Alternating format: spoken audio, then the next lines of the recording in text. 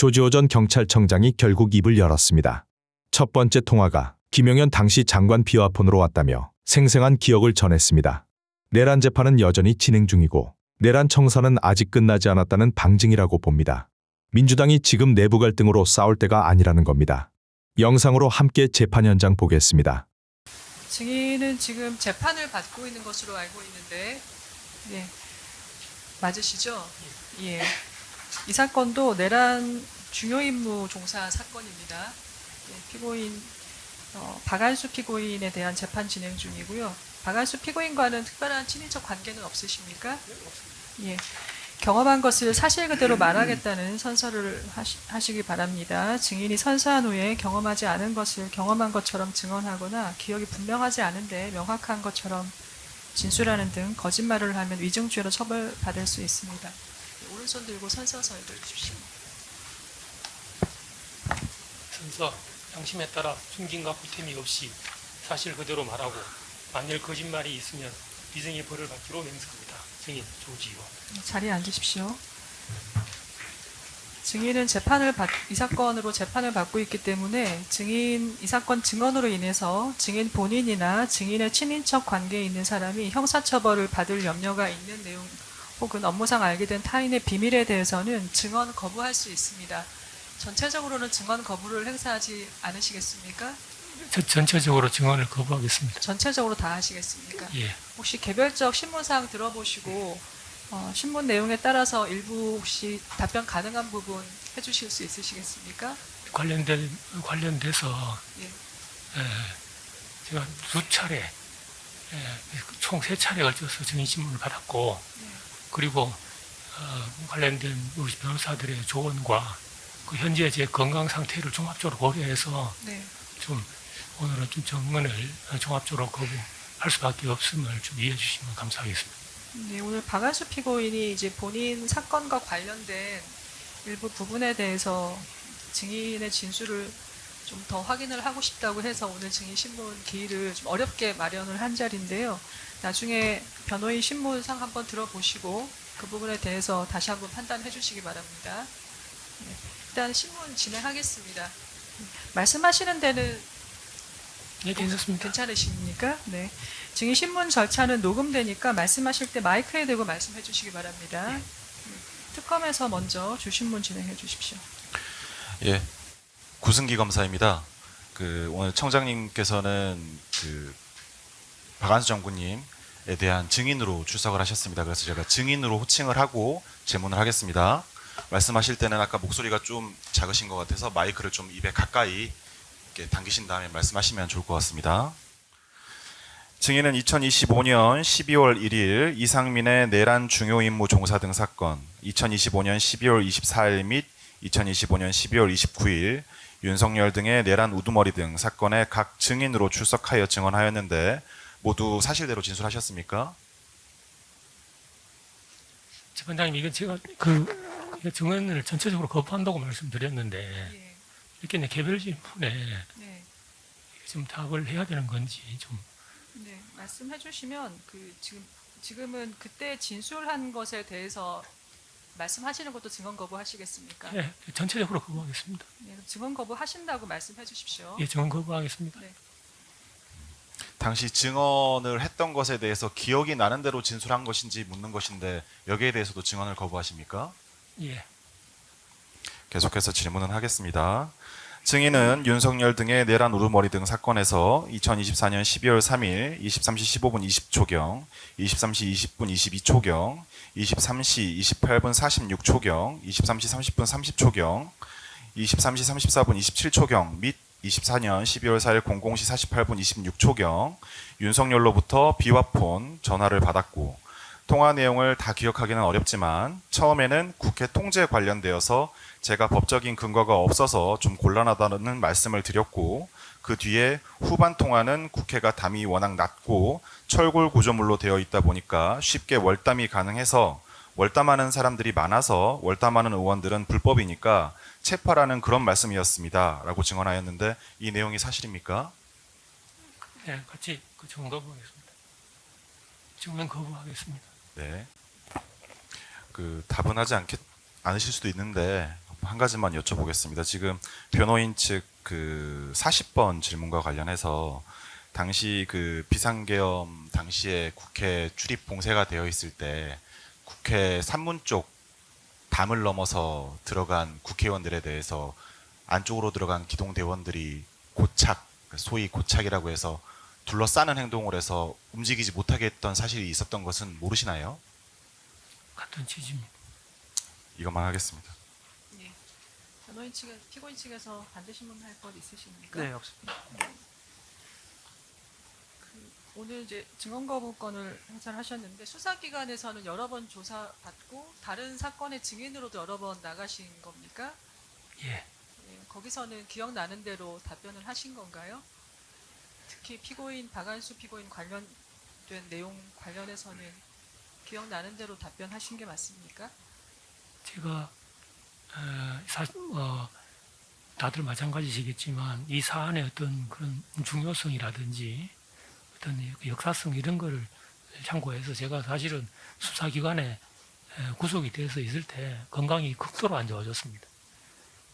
경찰병원에 입원했었는데 경찰병원에서 그 경찰병원 수준의 치료는 한계다.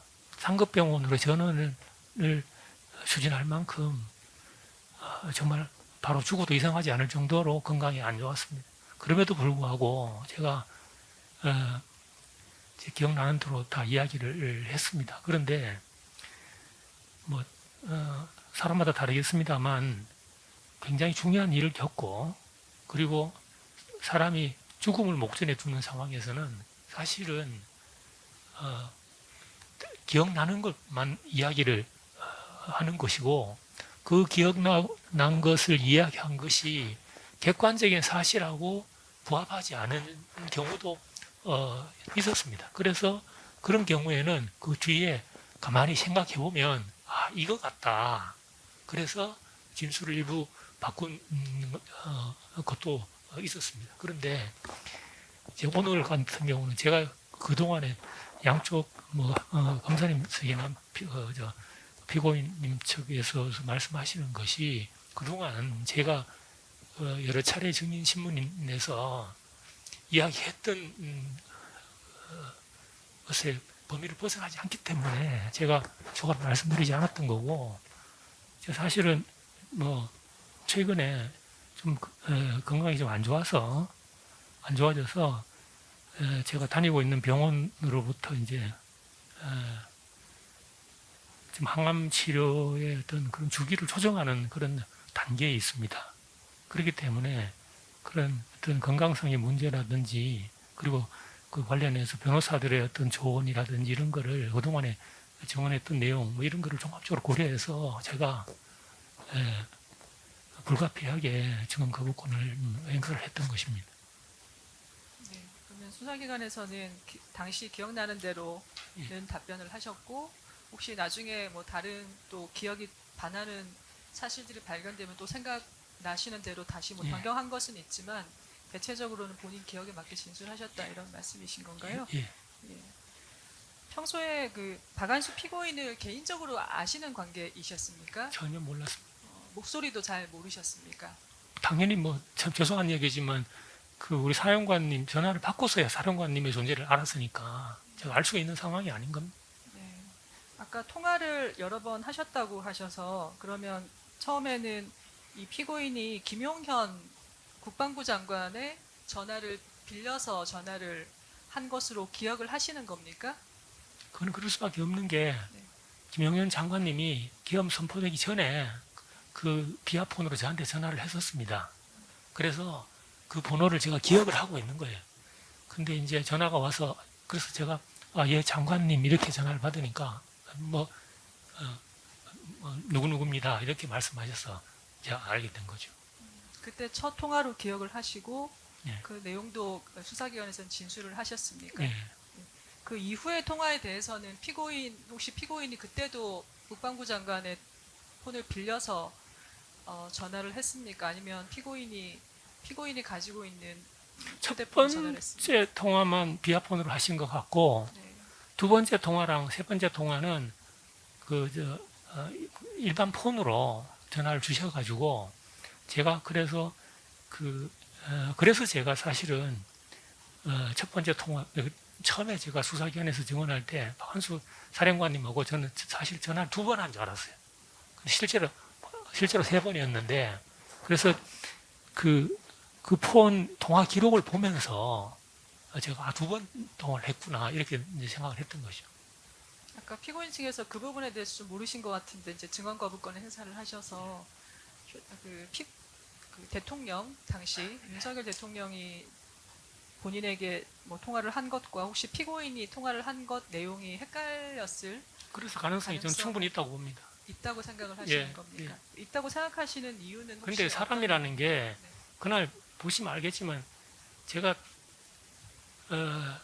경찰청장으로 8월 달에 취임해서 그때가 한 4개월 정도 지났을 텐데 대통령으로부터 단 한 차례 전화도 없었습니다. 그런데 그날 저녁에 한 6차례 정도 전화가 있고 이곳저곳에서 계속 뭐 전화도 오고 보고도 받는 그런 좀 경황이 없는 사이입니다. 그러면 그거를 그 사람의 기억이라는 게 무슨 컴퓨터 기록처럼 차곡차곡 저장이 돼서 뜯어내 볼 수 있는 게 아니지 않습니까? 그래서 우리가 핸드폰의 통화 기록을 보면서 그런 거에 따라서 기억을 더듬으면서 이게 해야 되는 건데 그럴 수밖에 없었던 거죠. 그런 부분에 대해서도 수사기관에서 혹시 헷갈릴 가능성에 대해서는 진술은 하신 겁니까? 글쎄 뭐 그건 잘 모르겠습니다. 기억은 잘 안 나십니까? 아까 박한수 피고인은 전혀 모르는 사이였다고 하시고 목소리도 처음 들으셨을 텐데 2번 혹은 3번 통화를 하시면서 그 처음 이제 들어보는 그 목소리에 대해서는 어떤 내용을 했는지는 보통 기억을 하실 것 같은데 왜냐하면 윤석열 대통령의 목소리와 피고인 목소리가 아마 다르지 않겠습니까? 혹시 뭐 어떤 부분에 있어서 헷갈렸을 가능성이 있을까요? 근데 제가 사실은 뭐 대통령과 우리 사령관님 전화만 붙들고 이렇게 기억하는 건 아니었습니까? 저한테는 훨씬 더 중요한 뭐 이렇게 일을 처리해야 되는 일도 많이 있고 하기 때문에 그것에만 오롯이 기억을 집중해서 저장했다가 끄집어내기는 사실상 어렵습니다. 네, 당시에 통화량이 많았고 그래서 조금 그런 부분에 헷갈릴 가능성이 통화량도 많았을 뿐만 아니라 여러 가지 뭐 보고 내용도 사실 많이 있고 하기 때문에 네, 알겠습니다. 혹시 뭐 증인 오늘 증언하러 나오시느라고 여러 건강상의 문제로 힘드셨는데 추가로 혹시 하고 싶은 말씀 있으십니까? 없습니다. 더 없으시고요. 예. 네, 특검 피고인 측 더 물어보실 없습니다. 내용은 없으십니까? 예. 예, 수고하셨습니다. 네, 증인신문을 마치겠습니다.